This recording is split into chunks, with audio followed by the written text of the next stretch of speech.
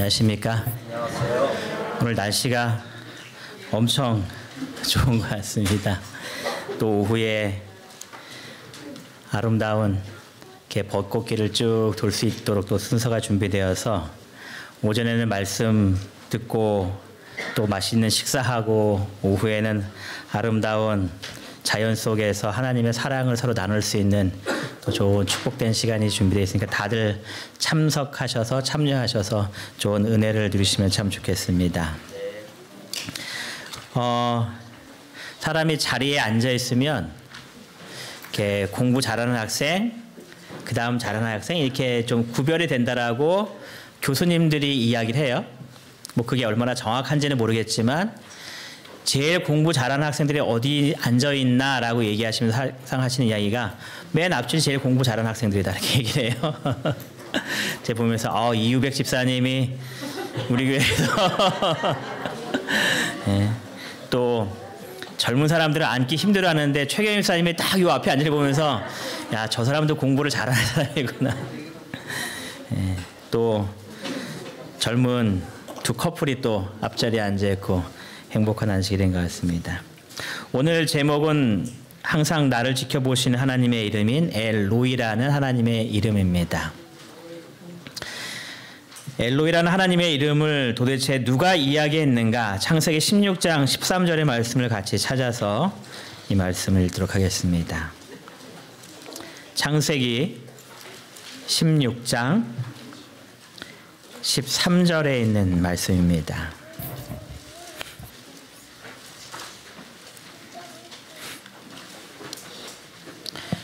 우리 찾으셨으면 다 같이 창세기 16장 13절의 말씀을 읽겠습니다. 하갈이 시작. 하갈이 자기에게 이르신 여호와의 이름을 나를 살피시는 하나님이라 하였으니 이는 내가 어떻게 여기서 나를 살피시는 하나님을 배웠는고 함이라. 엘로이라는 하나님의 이름은 하갈이 이 하나님의 이름을 불렀을 때에 나온 이름이었습니다. 그가 하나님을 만나게 됩니다. 그리고 그 하나님의 은혜가 너무나 감사했습니다. 그래서 자신의 생애를 뒤돌아보면서 내가 어떻게 여기서 하나님을 만나 배울 수 있었을까? 너무나 감사하는 마음으로 그 하나님의 이름을 불렀는데 그 이름이 어떤 이름이었다고요? 엘로이라는 이름이었습니다. 나를 살피시는 하나님의 모습을 그가 발견한 겁니다. 매 순간마다 나와 함께 하시는 그 하나님이 어떠한 분이심을 그가 경험한 그 내용이 이 하나님의 이름 가운데 등장합니다. 이 엘로이라는 이 하나님의 이름은 두 단어가 이렇게 합쳐진 단어로서 이야기를 해요. 엘이라는 단어와 로이라는 단어가 두 개가 이렇게 합쳐졌다라고 이야기를 합니다. 이 엘이라는 것은 저희가 지난번에도 하나님의 이름을 다룰 때에 말씀을 나눴지만 엘이라는 그 단어 자체의 이 의미는 하나님이라는 그런 뜻을 가지고 있습니다. 그래서 엘로힘, 엘, 이 모든 단어들이 바로 하나님을 이렇게 말하고 있는 하나님의 이름인데 이 뜻은 강한, 능력이 막강한, 힘이 있는, 높은, 그래서 강한 힘을 가지고 계시는 그 하나님의 능력을 이야기할 때에 엘이라는 하나님의 이름을 사용했습니다. 그래서 사람의 이름들 또는 지명의 이름들 할 때에 엘이 들어간 이름들이 있어요. 사무엘도 엘이 들어갔고요. 이스라엘 다 이렇게 엘이 들어갑니다. 심지어는 지명에서도 벳엘 이렇게 한단 말이에요. 물론 엘이 들어갔다고 다 하나님의 이름이 들어간 것은 아닌데요. 많은 이름 가운데 이 엘이라는 것이 하나님의 이름을 이렇게 같이 포함한 내용들이 있습니다. 이 로이라는 단어는 어떠한 뜻인가에 대해서 말하기를 이 로이라는 단어는 바라보다, 보다, 조사하다, 이렇게 바라본다는 의미가 관심을 갖다라는 의미로서도 이렇게 사용된다라고 이야기합니다. 그러니까 계속 보고 있는 겁니다. 그래서 엘로이라는 하나님의 이름은 나를 살펴보시는 분이 계신데 그분이 누구라고 설명하는 거예요? 엘이다 이렇게 표현한 겁니다. 그래서 나를 살피시는 하나님. 이러한 뜻이 이 엘로이의 이름에 담겨진 뜻입니다. 근데 나를 살피시는 하나님이라고 이야기할 때 이 살피다라는 나를 항상 지켜본다라는 의미는 나를 감시하고 있다라는 뜻은 아닙니다. 학교에 급힌 가운데 이런 급훈이 있다라고 이야기해요. 담임선생님이 자기 얼굴을 딱 붙여놓은 다음에 그 밑에 뭐라고 써놨어요? 지켜보고 있다. 그러니까 교실에서 내가 없더라도 내가 너희들 지켜보고 있으니까 뭐하란 이야기예요? 조심해. 이제 이런 이야기란 말이에요. 근데 여기서 말하는 이 의미가 아니라는 겁니다.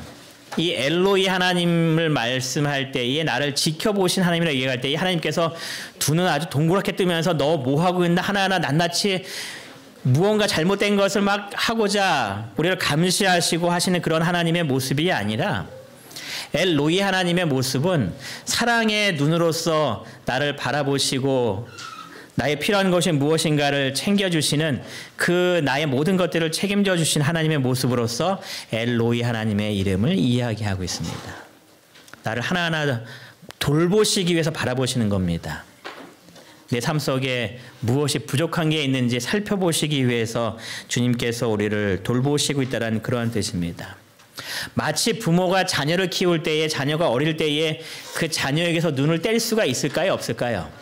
부모가 한시도 자녀에게 눈을 떼지 못한다라고 이야기하는 것처럼 하나님께서 똑같은 그 마음으로 우리들을 지켜보고 계신다라고 말씀하시는 그 모습이 엘로이라는 하나님의 이름입니다. 그 하나님을 하갈이 만난 겁니다. 그래서 하갈이 그 하나님의 이름을 부르면서 우리들에게 이 하나님이 어떠한 분이신지를 소개해주고 있는 내용입니다. 이 하나님의 이름이 어떻게 이 하갈을 통해서 알려졌는지가 이 창세기 16장에 나오는 이야기인데요. 창세기 16장에 나오는 이 내용이 이런 내용들이 등장합니다. 아브라함의 나이가 85세가 되었다라고 소개하면서 아브라함의 나이 85세가 되었을 때에 아브라함에게 어떠한 일이 있었는지를 이제 쭉 이야기하기 시작합니다. 가나안 땅으로 오기 위해서 고향을 떠난 지 10년이 지났다라고 이야기하면서 아브라함의 나이가 85세가 되었는데 1절에 보니까 뭐라고 기록해요? 아브라함의 아내 사레는 출산하지 못하였고 하나님께서 분명히 수많은 자녀를 주신다고 약속하셨는데 가나안 땅에 정착한 지 10년이 지났지만 85세가 되었지만 아직도 자녀가 출생하지 않은 상태에 있음을 성경은 이야기하고 있습니다. 그러면서 무언가 초조하고 이 심각한 문제를 해결하지 않으면 안 될 것 같은 그런 내용이 이 성경에 이제 기록되고 있는 겁니다. 그래서 아시는 대로 사례가 고민을 많이 하죠. 도대체 이 문제를 어떻게 해결할 것인가. 반드시 아브라함을 통해서 자녀가 태어나야 한다고 하나님께서 말씀하셨으니 나는 아닌 것 같고 그래서 어떠한 결론을 내려요? 누군가를 아브라함의 둘째 아내로 줘야겠다라고 계획을 합니다. 그리고 그 사람을 찾기 시작합니다. 그리고 누구를 찾았는가 계속해서 기록하기를 그에게 한 여종이 있으니 애굽 사람이요 이름은 하갈이라. 그래서 자신의 여종 중에 한 명을 이렇게 선택해서 아브라함의 둘째 아내로 주게 됩니다. 그런데 이 하갈에 대해서 설명하면서 이 사람은 어디 사람이라고 이야기해요? 애굽 사람이다라고 이야기를 합니다. 그러니까 여러분 뭔가 조금 지금 왜 애굽 사람에게 자신의 그 대를 잇게 했을까라는 생각을 좀 하게 되는데요. 또 하나 궁금한 점은 도대체 애굽 사람이 왜 아브라함의 이렇게 여종 중에 한 명이 있었을까 하는 그 내용입니다.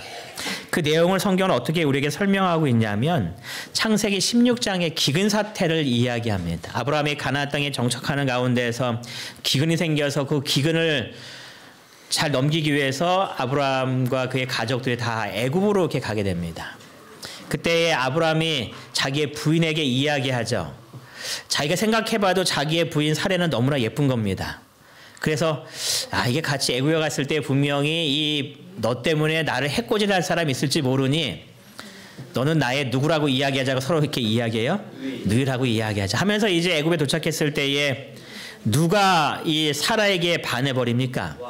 애굽 왕이 반했단 말이에요. 그래서 불러서 쭉 이야기하는 가운데 자기 누이라고 하면서 이 왕이 행복한 마음으로 그래 알았어 하면서 이 사례를 궁에 불러들이면서 아브라함에게 어떻게 했는가 12장 16절에 이렇게 기록합니다. 이에 바로가 그로 말미암아 아브라함을 어떻게 했대요? 후대하였다라는 겁니다. 이제 사레와 결혼하려고 하니까 아브라함은 자기하고 어떤 관계가 된 거예요? 예? 처형이라고 이야기하나요? 예? 그러니까 야 이거 잘 보여야겠다 하면서 아브라함이 어떻게 했냐면 양과 소와 노비와 암수 나귀와 낙타를 그에게 주었다라고 이렇게 이야기해서 아브라함이 그걸 다 받은 겁니다. 최경희 사님, 아브라함이 어떻게 보이시나요? 지금 자기의 부인을 그렇게 데려가세요 하면서 자기는 온갖 양떼와 소떼와 노비들 다 받은 겁니다. 여러분 받으시겠습니까? 아니요. 어떻게 보면 아브라함 보면서 야 이거 뭐 이런 남자가 다 있나. 자기 부인 보내고 이렇게 다 받았다고 해서 또 이렇게 또 갖고 또 가나안 땅으로 또 돌아가기도 하고. 어쨌든 이 하갈이라는 이 여종은 이 일로 말미암아 이제 아브라함의 종이 된 그 여인이었습니다. 그런데 이 사레가 사람을 쭉 찾다 보니까 하갈처럼 좋은 사람이 없는 겁니다. 그래서 하갈을 아브라함의 아내로 주게 됩니다. 그런데 하나님께서 축복했다라는 느낌을 받는 사건이 발생하죠. 16장 4절에 아브라함이 하갈과 동침하였더니 하갈이 임신하였다라고 기록합니다. 정말 내가 가고자 하는 방향대로 모든 것들이 다 잘 형통하고 있는 것처럼 보입니다. 근데 여러분 지난번에도 말씀을 드렸지만 하나님의 말씀을 위반한 가운데 무언가 잘 되고 있다면 그것은 결코 형통이 아니라는 것을 꼭 알아야 합니다. 이 이후의 사건을 여러분들 다 아시죠. 근데 무엇보다도 먼저 생각해 봐야 할 문제는 뭐냐면 아브라함이 하갈과 동침하였다는 이 관계 속에서 부자 선자는 뭐를 기록하고 있냐면 이렇게 이야기합니다. 일부 다처는 아주 널리 퍼져 있었기 때문에 그것을 죄로 생각하지 않게 되었다라고 기록을 합니다. 여러분 내 삶이 또 우리 자녀들의 삶이 이 세상과 너무 밀접한 관계를 갖다 보면 하나님께서 말씀하신 것을 따라서 이것이 분명히 말씀이 아니라는 것을 알고 있음에도 불구하고 그것이 마치 죄가 아닌 것처럼 자연스럽게 받아들이는 그 삶을 살 수밖에 없게 된다라는 이야기입니다. 제가 아브라함과 사레가 똑같은 일을 범하고 있는 겁니다. 그들의 가치관 하나님의 율법 안에서 말씀이 가르치는 대로만 살아야 하지만 그가 세상과 접하고 있는 가운데 너무나 만연한 가운데 그것이 마치 죄가 아닌 것처럼 생각하고 그가 살고 있다라는 이야기입니다. 아브라함도 마찬가지고 사레도 똑같은 모습으로 지금 살았다는 이야기입니다.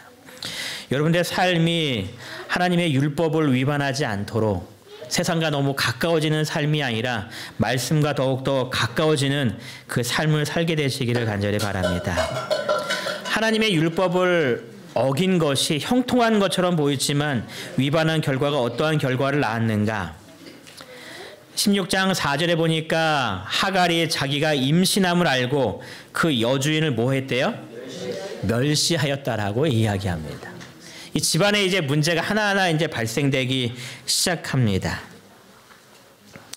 여러분이 사레의 입장이었다면 어제까지만 해도 내 여종으로 나에게 고개 숙이고 내 말에 다 순종하던 그 종이 갑자기 오늘 아침부터 나를 멸시하고 학대하고 온갖 나에게 눈초리가 이상한 눈초리를 바라본 그 모습을 볼 때에 어떻게 반응하실 것 같습니까? 그런 안 되세요? 우리가 좋은 마음으로 그 하갈을 바라보기가 쉽지 않은 상황이겠죠. 사레도 여자인 고로 그것을 감당할 수가 없었던 것 같습니다. 이 하갈은 자기가 아브라함의 집에 있었기 때문에 하나님께서 아브라함에게 약속하신 내용들을 아마 다 알고 있었던 것 같습니다. 그래서 부자 선자를 읽어보니까 어떤 내용을 기록하고 있냐면 자기의 자녀로 말미암아 아브라함의 큰 민족이 형성될 것을 그가 알았기 때문에 내가 그러한 사람의 어머니라는 것을 보고 나서 그의 마음속에 교만하여지고 우쭐하는 마음이 생겼다라고 얘기합니다. 그러면서 이 사례를 무시하기 시작하는 겁니다. 뭐를 말해도 듣지 않는 거죠. 내가 이 위대한 사람이 되었는데 네가 짓게 첫 번째 부인이라고 뭐가 대단하겠냐 하면서 이 하라를 멸시하기 시작하는 겁니다. 그래서 하라가 열받아서 뭐 하기 시작하는 거예요? 제일 먼저는 남편에게 바가지를 끄기 시작하고 남편이 네 여종이니 네 마음대로 하라 하니까 6절에 사레가 하갈을 어떻게 시작해요? 학대하였다라고 이야기합니다. 여자들의 싸움이 제일 무섭죠. 학교에서도 이 학생 문제가 막 발생했을 때에 여학생과 관련된 학교 사안이 발생하면 이거 참 무섭습니다. 사레가 하갈을 학대하였습니다. 견딜 수 없는 학대인 겁니다. 그래서 하갈이 어떻게 했는가? 6절에 계속 기록하기를 하갈이 사레 앞에서 뭐하기 시작해요? 도망쳤다라고 이야기. 지금 임신한 겁니다. 아이가 있는 그런 상황 속에서도 도저히 견딜 수가 없으니까 집을 뛰쳐나가 버렸습니다. 어떻게 보면은 자기 잘못으로 생긴 그러한 당연한 결과일 수도 있습니다. 그가 잘못된 모습으로 그가 살고 있었기 때문에. 그가 애굽 사람이었기 때문에 어디로 도망쳤을까요? 애굽으로밖에 도망칠 곳이 분명히 없었을 겁니다. 그래서 이 성경에 나오는 이 지명이 이 애굽을 말하는 그 지명이라고 이야기해요. 애굽 근방까지 그가 이렇게 도망쳐 갑니다. 그 애굽에게 누가 나타나셨는가? 성경에 기록하기를 창세기 16장 7절에 여호와의 사자가 그를 만났다라고 이야기를 하고 있습니다. 여러분, 하나님께서 왜 하갈에게 나타나셨을까요? 왜 애굽에게 가는 하갈을 쫓아오셨을까요? 그냥 아유 저 못된 거 잘됐다 그냥 니네 고향으로 가버리라고 놔두지 아니하시고 왜 그곳까지 쫓아오셔서 이 하갈을 부르셨을까요? 하갈의 고통을 들었어요. 예. 여러분, 그 하나님께서 하갈에게 찾아왔을 때에 하갈을 책망하시고자 찾아온 것이 아님을 여러분들 성경 내용을 쭉 읽었을 때 다 내용에 등장하기 시작합니다. 하갈의 문제를 지금 어떻게 해주기 원하시는 거예요? 해결해 주시기 위해서 하나님께서 이 하갈에게 찾아오십니다. 근데 인간적인 모습으로 보면 왜 굳이 하나님께서 하갈에게 이렇게 하셨나라는 그런 생각이 듭니다. 그는 이스라엘 백성도 아니고 애굽 사람입니다. 또 잘한 것도 아니고 지금 잘못한 가운데 자기 죄 때문에 도망치고 있는 그러한 신세입니다. 어떻게 보면 그 이 하갈을 바라보면서 참 쌤통이다 할 정도의 그 모습에 지금 모습으로 하고 도망치고 있는 겁니다. 남편까지도 이 여인의 손을 들어주지 않았습니다. 그러니까 자기 편 없는 가운데 그냥 홀로 외로이 도망치고 있는 그냥 참 가련한 그 여인일 뿐이었습니다.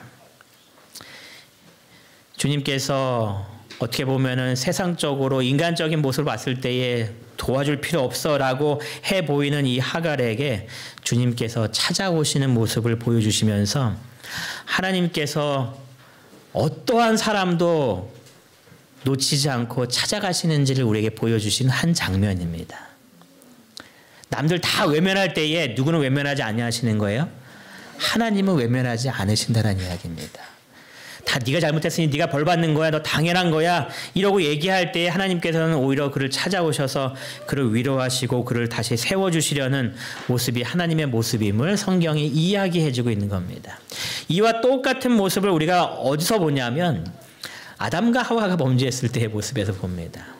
아담과 하와가 선악과를 먹은 뒤에 자기가 벗은 모습을 알고 막 이렇게 할 때에 누가 먼저 다가와요?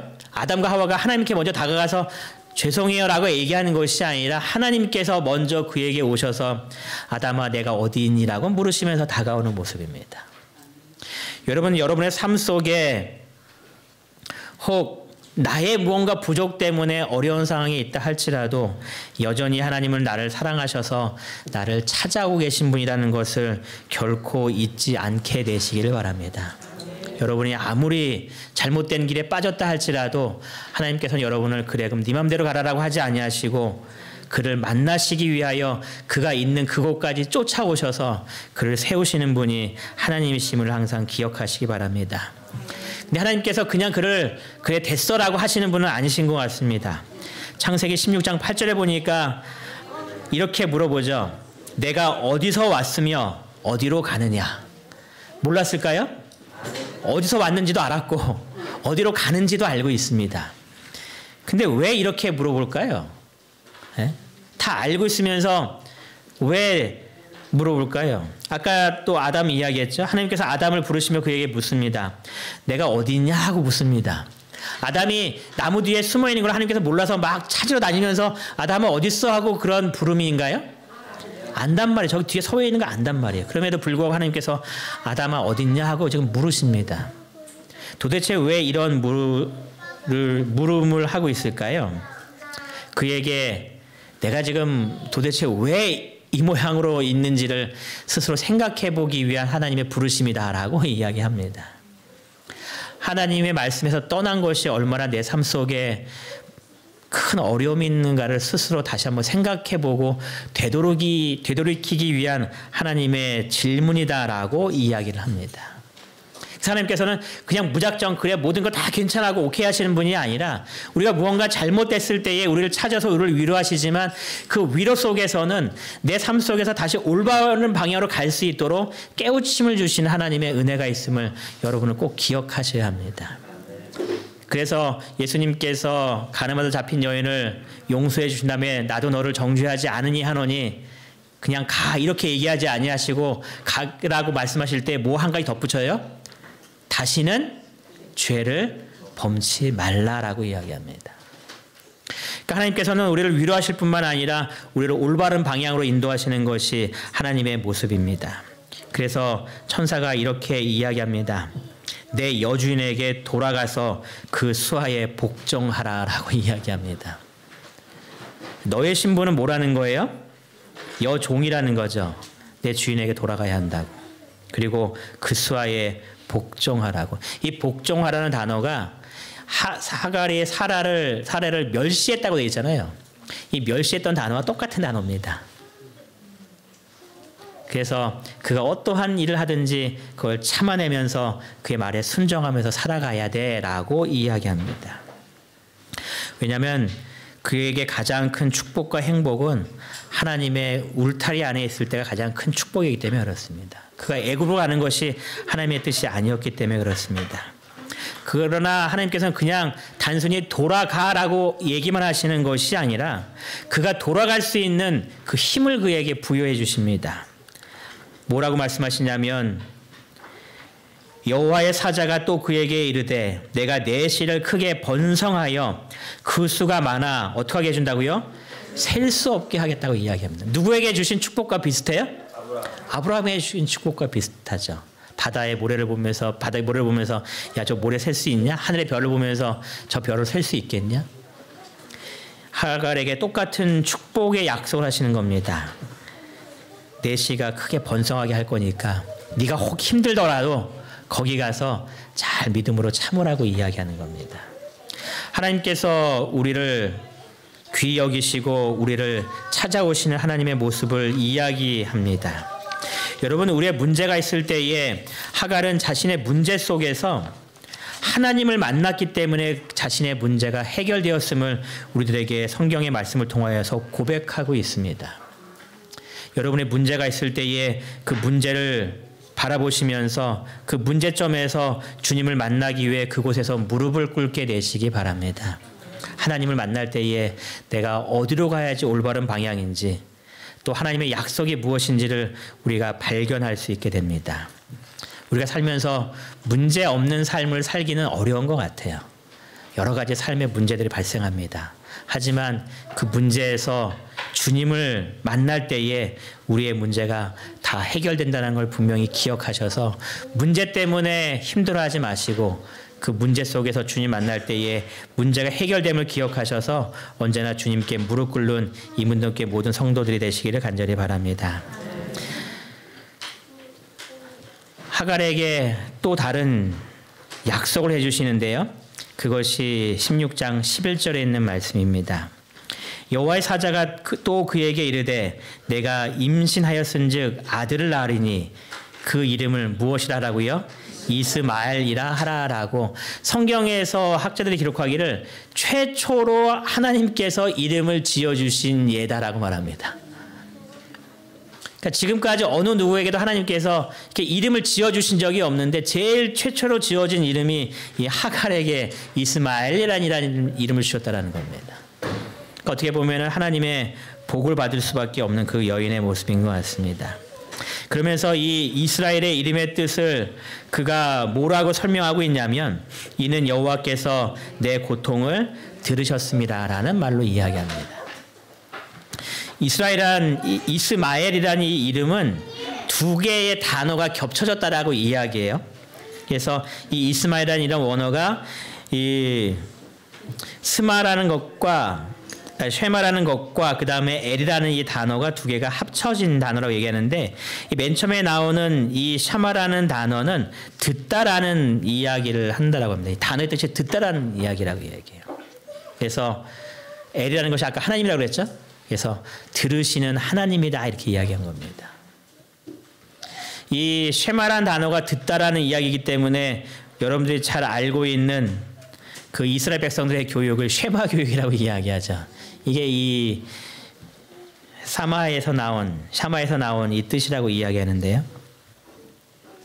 하나님께서는 들으신다라는 겁니다. 우리의 고통만 들으시는 것이 아니라 우리의 기쁨도 들으신다라는 이야기입니다. 그래서 여러분들이 막 기뻐하는 소리를 낼 때 하나님께서 그 소리를 들으시고 하나님도 뭐 하시는 거예요? 하늘에서 기뻐하시는 겁니다. 여러분 행복한 소리를 막 내고 웃을 때 하나님께서 그 행복의 소리를 들으시면서 하나님 마음도 행복하는 겁니다. 왜냐하면 여러분들이 자녀를 키우실 때 자녀들이 막 즐겁고 행복하고 뛰어난 모습을 보면 그 소리를 듣고서 나도 뭐 해져요? 행복해지는 것과 똑같은 그 모습을 하나님께서 느끼시는 겁니다. 근데 여러분의 자녀가 고통스러워하면 그 고통의 소리를 듣고서 나도 어떻게 돼요? 고통스러워하잖아요. 하나님께서 여러분의 고통 소리를 들으셨다라고 이야기합니다. 그러면서 그 고통 때문에 하나님께서 마음 아파하시면서 그 고통을 어떻게 해결해 줄까 하나님께서 하나하나 그 방법을 찾으시고 우리에게 다가오신다라고 이야기하는 겁니다. 그래서 하갈은 그 하나님을 경험하게 된 겁니다. 내가 막 고통스러워하고 혼자 막 뭔가를 이야기할 때에 하나님께서 그냥 그 고통을 무심코 지나가시는 분이 아니라는 것을 이 하갈이 경험한 겁니다.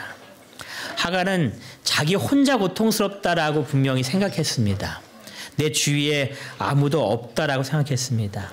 어느 누구도 내 고통을 알아주지 않는다라고 그가 생각했습니다.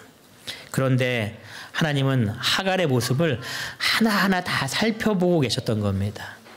그래서 하갈이 힘들어할 때에 그에게 다가오셔서 그 모든 것들을 다 해결해 주시는 겁니다. 우리도 살면서 그런 마음 가질 때가 있나요? 나 혼자 이 모든 고난과 고통을 당하고 있다라고 느낄 때가 있나요? 아무도 나를 알아주지 못해라고 혼자 고통 가운데 힘들어하실 때가 분명히 있을 겁니다. 다 나를 외면하는 것 같고 아무도 나를 알아주지 않는 것 같은 그 고통과 답답한 그 마음. 그런데 그때의 하갈은 우리에게 어떠한 이름을 알려주시는 거예요? 엘로이라는 이름을 알려주는 겁니다. 엘로이라는 하나님께서 다 지켜보고 계셔. 내 아들의 이름을 하나님께서 이스마일이라고 하셨는데 그 이스마일의 뜻이 하나님께서는 다 듣고 계신다라는 그 이름이야. 하나님께서 여러분의 고통을 아시고 여러분의 고통 소리를 다 듣고 계신다라고 이야기합니다. 여러분 그러므로 어떠한 일이 있다 할지라도 우리의 마음속에 결코 두려움과 염려와 걱정을 하지 않게 되시기를 바랍니다. 그래서 하갈이 이렇게 얘기했죠. 나를 살피신 하나님을 이야기하면서 내가 어떻게 여기서 나를 살피신 하나님을 배웠을까? 왜냐하면 도망치고 있는 그 신세 나처럼 죄 많은 이 여인에게 하나님께서 찾아온다라는 것은 이 여인은 꿈도 못 꿨던 일이라는 겁니다. 그래서 어떻게 여기서 내가 만났을까 하고 하나님의 그 은혜에 대해서 감탄하면서 이야기하는 겁니다. 여러분 다 같이 시편 33편 13절에 있는 말씀을 좀 찾아서 같이 한번 또 읽어보겠습니다. 시편 33편 13절입니다.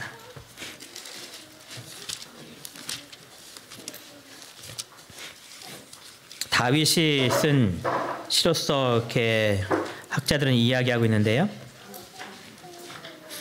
33편 13절에 있는 말씀 같이 한번 읽어보겠습니다. 여호와께서 시작.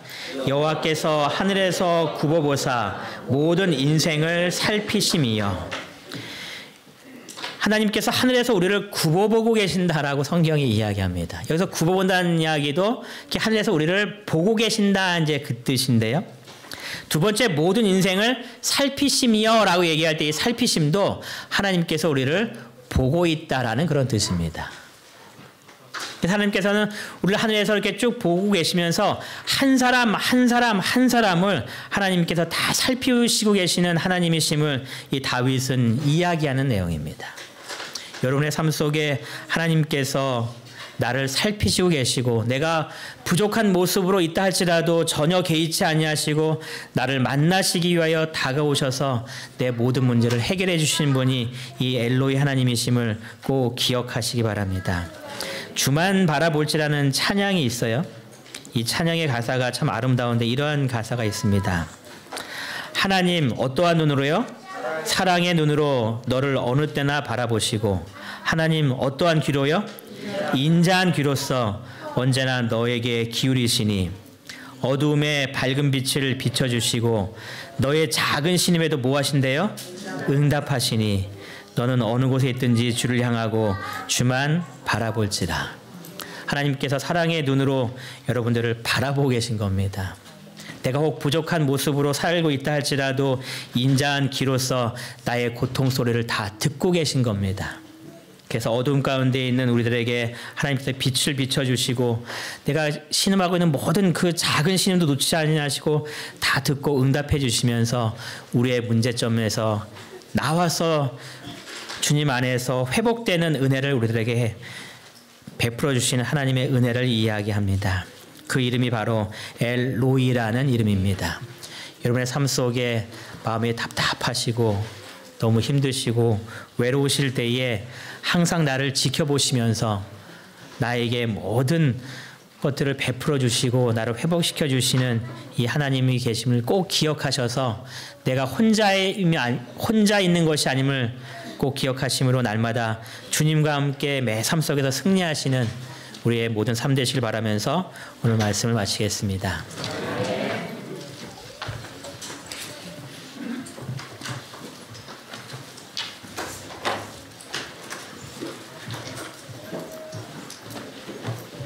감사합니다. 마치는 찬미 172장 하시겠습니다. 다 같이 일어서셔서 172장 찬미 후에 목사님께서 기도해 주시겠습니다.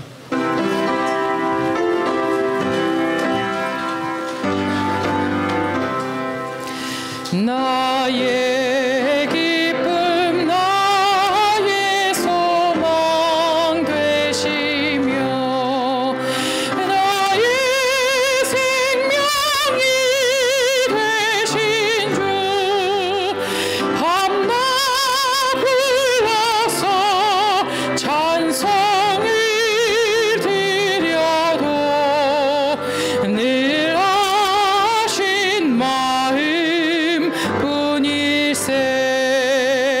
나의 사모하는 선한 목자는 아름다운 가동산에 양의 무리와 다 함께 오셔서 기쁨을 함께 하시네. 주의 인자하고 화평한 얼굴 모든 천사가 반기며 주의 놀라운 진리의 말씀에 전지가 와닿아도다.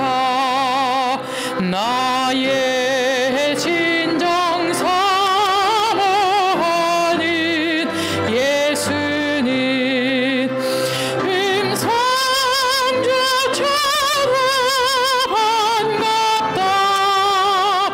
나의 생명과 나의 참 소망은 오직 주